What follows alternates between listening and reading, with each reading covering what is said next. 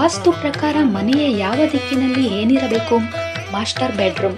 ನಿಮ್ಮ ಮನೆಯ ನೈಋತ್ಯ ಅಂದರೆ ದಕ್ಷಿಣ ಪಶ್ಚಿಮ ಕೋಣೆಯು ಬೆಡ್ರೂಮಿಗೆ ಅತ್ಯಂತ ಉತ್ತಮವಾಗಿದೆ. ಇದು ಸ್ಥಿರತೆ, ಶಾಂತಿ ನೆಲೆಸಲು ಸಹಾಯ ಮಾಡುತ್ತದೆ. ದೇವಾಲಯ ಅಥವಾ ಪೂಜಾ ಕೊಠಡಿ. ಈಶಾನ್ಯ ದಿಕ್ಕು ಅಂದರೆ ಉತ್ತರ ಪೂರ್ವ ಮೂಲೆ. ಇದು ದೇವಾಲಯಕ್ಕೆ ಪವಿತ್ರವಾದ ದಿಕ್ಕು. ದೇವರನ್ನ ಸ್ಥಾಪಿಸಿದರೆ ಧ್ಯಾನಕ್ಕೆ ಮತ್ತು ಶುದ್ಧತೆಗೆ ಅನುಕೂಲಕರವಾಗಿರುತ್ತದೆ. ಶೌಚಾಲಯ ಅಥವಾ ಬಾತ್ರೂಮ್.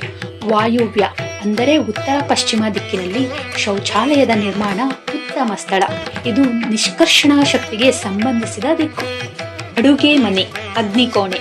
ಆಗ್ನೇಯ ದಕ್ಷಿಣ ಪೂರ್ವ ದಿಕ್ಕು. ಅಡುಗೆ ಮನೆಗೆ ಉತ್ತಮ ಈ ದಿಕ್ಕು. ಆರೋಗ್ಯ ಮತ್ತು ಶಕ್ತಿಯ ಪ್ರತೀಕವಾಗಿದೆ. ಕನ್ನಡಿ, ಮಿರರ್. ಕನ್ನಡಿಯನ್ನ ಉತ್ತರ ಅಥವಾ ಪೂರ್ವ ದಿಕ್ಕಿನಲ್ಲಿ ಇಡಬೇಕು. ಈ ದಿಕ್ಕು ಬೆಳಕು ಹಾಗೂ ಶಕ್ತಿಯನ್ನ ಹರಡುವ ದಿಕ್ಕಾಗಿದೆ. ಇಂತಹ ಸರಿಯಾದ ದಿಕ್ಕಿನಲ್ಲಿ ಮನೆಯ ನಿರ್ಮಾಣ ಮಾಡಿದರೆ ಆರೋಗ್ಯ ಮತ್ತು ಸುಖ ಶಾಂತಿ ಕಾಪಾಡಿಕೊಳ್ಳಬಹುದು ಎಂಬ ನಂಬಿಕೆ ಇದೆ.